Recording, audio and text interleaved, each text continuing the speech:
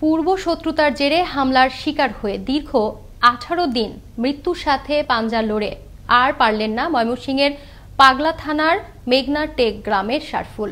গেল শুক্রবার ঢলে পড়েন মৃত্যুর কোলে। এদিকে এই ঘটনায় মামলা হলেও পলাতক রয়েছে আসামিরা। পুলিশ বলছে নেওয়া হচ্ছে আইনগত ব্যবস্থা।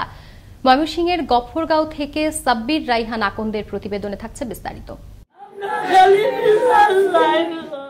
ময়মনসিংহের পাগলা থানার মেঘনাটেক গ্রামে একটি সরকারি বিদ্যালয় ম্যানেজিং কমিটি ও পূর্ব শত্রুতার জেরে মতবিরোধ চলে আসছিল একই এলাকার মিজানুর রহমানের সাথে। এর জের ধরে একই এলাকার অমিত, তপন ও জিয়াউর সহ 4-5 জনের সংঘবদ্ধ একটি দল দেশীয় অস্ত্রশস্ত্র নিয়ে গেল মাসের 18 তারিখ সারফুল ইসলামের বাড়িতে গিয়ে লোহার রড ও দেশীয় অস্ত্র দিয়ে সারফুলের মাথা, পা ও বুকে এলোপাতাড়ি পিটিয়ে ও কুপিয়ে গুরুতর জখম করে। এ সময় সারফুলকে বাঁচাতে এগিয়ে এলে তার বড় ভাই মাহবুবুল ও তার পুত্র তানভীর সহ পরিবারের অন্যান্য সদস্যদেরকেও পিটিয়ে আহত করে তারা। সারফুলকে উদ্ধার করে প্রথমে ময়মনসিংহ মেডিকেল, পরে ঢাকা মেডিকেল এবং সর্বশেষ স্যার সলিমুল্লাহ মেডিকেল কলেজ হাসপাতালে ভর্তি করা হয়। দীর্ঘ 18 দিন আইসিইউতে থাকার পর গেল শুক্রবার বিকেলে চিকিৎসাধীন অবস্থায় মৃত্যুর কোলে ঢলে পড়েন সারফুল।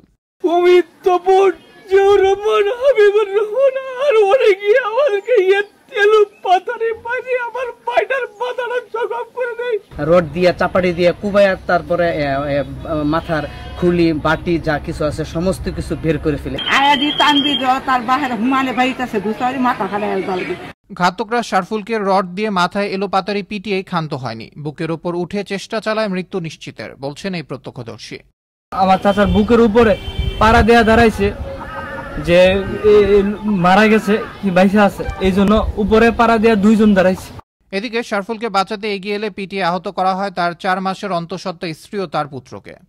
আমার স্বামীরা রড দিয়ে পিটাই মাথায় প্রচন্ড আঘাত করে আমার স্বামীরা হত্যা করছে। আমি উপরে ফিরাইতে যাই আমার ওরা অতিরিক্ত অনেকভাবে বাইরেছে বাইরে আমার পেটে বাচ্চা ছিল, আমার বাচ্চা নষ্ট করে ফেলাইছে।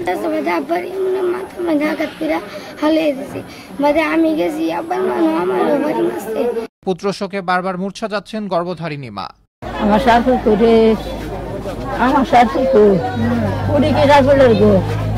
সারফুলের মৃত্যুতে এলাকায় বইছে শোকের মাতম। অন্যদিকে সাধারণ এলাকাবাসীর ব্যানারে সারফুলের হত্যাকারীদের ফাঁসির দাবিতে বিক্ষোভ করেন এলাকাবাসী। তাদের দাবি দ্রুত গ্রেফতার করা হোক আসামিদের, নিশ্চিত করা হোক সর্বোচ্চ শাস্তি। আমরা অন্য কিছু চাই না বলে বিচার চাইতেছি আর কি, সারফুলের হত্যায় ফাঁসি চাই। এদিকে চিকিৎসাধীন অবস্থায় সারফুলের মৃত্যুতে দ্রুত আইনগত ব্যবস্থা নেওয়া হচ্ছে বলে জানায় থানা পুলিশ। ভিকটিম সারফুল দীর্ঘ 18 দিন স্যার সলিমুল্লাহ মেডিকেল কলেজে আইসিইউতে চিকিৎসাধীন অবস্থায় গত শুক্রবারে মারা যায়।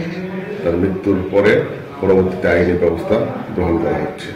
18 জুলাই ঘটনার দিনে পুলিশ তাৎক্ষণিক একজনকে আটক করে। পরে সারফুলের বড় ভাই মাহবুবুল বাদী হয়ে 8 জনকে আসামি করে একটি মামলা দায়ের করে। এই ঘটনায় মৃত্যুর পর থেকে পলাতক রয়েছে অভিযুক্তরা। এলাকাবাসী ও নিহতের স্বজনরা চান জড়িতদের দ্রুতই আনা হোক আইনের আওতায়, নিশ্চিত করা হোক সর্বোচ্চ শাস্তি।